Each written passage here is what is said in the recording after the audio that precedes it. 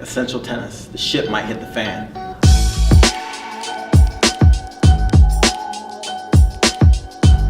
Dude, this transition you made was freaking amazing. Did you plan that out ahead of time, or did it just happen to work? You didn't plan it out ahead of time, did you? I didn't plan it out when I was filming, no. But when I saw that it was there, I was like, I'm gonna use that. Yeah, a lot of vloggers use that, and they'll use it in like different directions and stuff. But usually you have to kind of think it out ahead of time and like plan it, so that when you cut in on the next shot, it's moving in the same direction as when you cut out on the one before. I'd be curious to know a percentage of people that are like, whoa, that was cool, or whatever. But for me, like that adds like awesome, just like production value. Yeah, dude, this is a really good cut. This is the first one I watched where I thought to myself like, wow, like this really has potential. Like this project, like it could really become something. What I noticed worked really well is I kept each location to a specific time period. So I kept like the first car ride down below 2 minutes. I kept the tennis court down below 2 minutes. Yeah. I kept the next car ride down below 2 minutes. Yeah. And then I made sure that the camera was, throughout the video, instead of sticking to one location, sticking to one topic, I ran throughout all the different locations and tried to include as many different locations as possible, and then just include the best content from each of those locations and try to keep it under a certain time limit. Yeah, I think restricting yourself is a really good formula for making things a little bit more dense, as opposed to like watching through a half an hour conversation and being like, out of these 30 minutes, what stuff is interesting? Like that could be any arbitrary number that at the end of the day, your average viewer is not going to care about 90% of it. So yeah, I think that was really smart. There's just a lot of different like locations and different looks or feels to it. So yeah, it was really solid. I thought it was cool. Sweet. Kevin just liked it because it opened with him.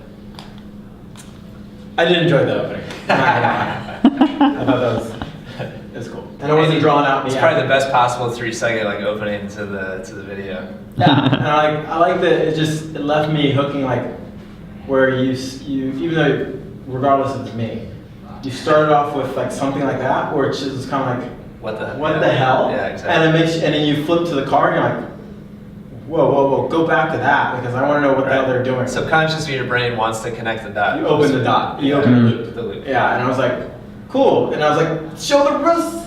Oh, I gotta hang out. So I thought it was cool. Good job. Wait. Yeah. So Mike, Kevin is considering creating a instructional video series called Pimp My One-Handed Back. Which we found out yesterday that pimpmytennis.com is a real website. What the heck? You know what? If you are Pimp My Tennis, good job. It's so good. So if you've ever seen the Pimp My Ride, like the old school Pimp My Ride with who? Like Exhibit comes out and he's like, yo, bro, man, I'm knocking on your door today. I'm gonna like pimp your ride. And this guy's got some ghetto hoopty car and they take it and fix it. Which I think is cool because in that genre is like, but I feel the hook for me isn't like clear. It's like, and I'm leaning more towards like maybe trying to pull off an Inception type theme than Pimp. I don't know. Like the hook for me, hearing you describe that, the hook is like, how in the world are they going to turn this around? Like it's starting with like the worst possible looking shot. This is basically what our VIP tutorials are like. Look at how messed up this is. All right, now let's fix it. I like that. I'm trying to figure out how to get our viewers out of the mindset that this is Kirby and this is Kevin and Kirby has a 2-handed backhand. Why are we trying to pimp that? Are you trying to say and make sure the messaging is clear that like, are you saying that I don't have a good 2-handed backhand so you should pimp? Just for the record, and I've talked to Kirby about this, I don't know if you guys have been in on the conversation. No. Like I've had the idea for quite a while of, hey y'all, my backhand's terrible and I need to totally redo it. And like I've been wanting to do a video series where I kind of go through a personal process of fixing it. So like if you want to do that with me, like I wanted to do it with you, but I didn't know if you wanted to go there with it. Because I'm totally open to it. I would be cool with that. The hook and the conflict was that, hey, Kirby's never hit a one-handed backhand, so if he can take Kirby from never hitting a one-handed backhand, that's good too. To hitting a, it's like she's got pretty good framework already. Yeah, so I already tested it out. I'm not going in completely blind, so I had a good one. And it was actually pretty good. So it's like I'm trying to make the conflict like, hey, either Kirby's never had one, and he's gonna turn her not having one So into one. One-handed backhand. Yeah, like in a course of 2 videos. Yeah. Badass. Or Ian's had one, but the only problem with you was that I think you're Ian Westermann. It's fun. Dude, I've published a bunch of content around the whole concept of coach skills and player skills are completely separate and different. Then, funny enough, I would go, if I use you, I would go more Prophet. Have you ever seen the TV show The Prophet? I've heard of it, I haven't watched it. Dude, he goes in Marcus, like, if you're ever watching this, dude, you're the man.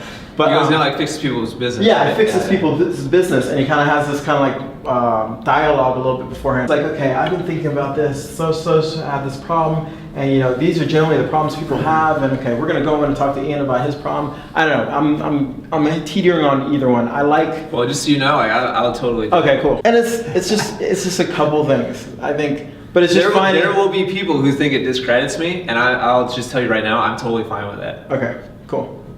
So that's kind of making sure, because I'm trying to make this particular video a little bit more a different hook than most people are used to. Funny enough, I was looking at our audience retention, and I went back and looked at my old channel audience retention. Oh yeah? What's it Very like? interesting. My audience retention is pretty high. What's the percentage? Average is like 58. This is crazy. Is this the mindset? Oh, I gotta know that. Up above 90%? This is all mindset. I didn't hit a ball the entire time. I saw it this morning. I was freaking out. What are you talking about there? Weird. Yeah. I mean, but I went back and I was like, okay, the only other thing I do different, I think, is... Well, it's short as well. It's short. To be fair, like keeping people's attention for 3.5 minutes is a totally different ballgame. It's totally different ballgame. Longer they watch, the more value they get. I think it's really important that you keep everything as concise as possible, because when as a consumer, if I turn off my I'm the coach eyes and put on I am watching a video, I go, what's the payoff? I'm always thinking about what's the payoff. And if I'm watching a video where I feel like I don't get a payoff, it's like you're not talking about something that directly has to improve me or have to do with me, my brain turns off and I'm already on another video. So I think it's really important that you do your best not to have any fluff, any extra kind of everything has to be there for a reason. I am doing some research on posting on Facebook, just kind of keeping up with any of the algorithms that are changing and what people are thinking, and then comparing to our audience and seeing what times they like to see our posts most and which ones that they engage with most, so that we can give them more of what we like and what they like, and more of what they feel is helpful to them. That's the goal, is to tailor all of our social media to what they like the most. There's always more limitations every day on Facebook. They like to give as many limitations as humanly possible. I mean, Facebook changes every day. And what they allow and what they don't allow and everything. So I don't know, I think that I think it's just putting out what your audience likes and what they engage with. I think that's the biggest thing, and not trying to scam anyone, just trying to give them valuable information that's going to make them better tennis players. And I think that's what we try to do. We don't try to force them to buy anything. We don't try to force them to sign up for stuff. We just try to be really upfront and get them to engage on stuff that they really like, so that we can post more of the stuff that they really like. Our audience is a little bit different than most audiences in that they actually like longer videos. I would say in general, most pages, when they talk about their audience, say that they like posts and videos that are under a minute, and our audience actually really likes to see longer posts than that, and they really like to mix things up. Whenever we do a lot of the same content, they seem to not engage as well. So just try to keep things, mixing it up, keep them on their toes, keep them wanting more as much as possible. All right, so I'm about to call Gabe, who is one of our main editors. He and I are working together to finalize this video that we're publishing today. So this is a tool that we use. It's called frame.io. Basically, it allows Gabe to upload the project online, and then I'm able to put in notes. And so even though he works from home, we're able to communicate back and forth. But there's two things related to my notes that he had questions about. So I'm about to give him a call, and we're gonna work through that so we can get this published today. You like that tension there, Kevin? You like the tension? I do, dude. No problem. I hope we get this pushed out. Then essential tennis. You might have to beat this out. Tension. Essential tennis. The shit might hit the fan. Well, there's no fans in here, but it hit something. Hey, what's up, man? How you doing? Pretty good. Glad you got that figured out. Yeah, me too. Whenever we opened, it took that multicam clip. For every edit I put in the timeline, it created a whole new multicam clip. So I couldn't just color correct one. I had to go inside like 9 of them. Doesn't make any sense, but Yeah, it's not good. show. All right, sweet. So whenever it's ready, go ahead and put it up. Yeah, just upload it as unlisted. I'll check it out real quick, and then we'll probably push it out right away. Okay, good. Sweet, thanks, man. Another hour or so, and we'll actually get to see the finished video. I'm really, really pumped about how this turned out. This is just like it's the voiceover I did yesterday with the different drills, and really nicely cut together, and just keeps moving and moving and moving. But we'll see. Maybe people think it'll suck. That's always like the tension. Like it really doesn't matter how. And frankly, like if everybody hates it, I'm still really happy with how it turned out. We'll just have to learn from whatever the response is. I feel strongly this is good content. But just because I think it's good instructionally doesn't necessarily mean that it's going to work in real life, like on the platforms where we push it out.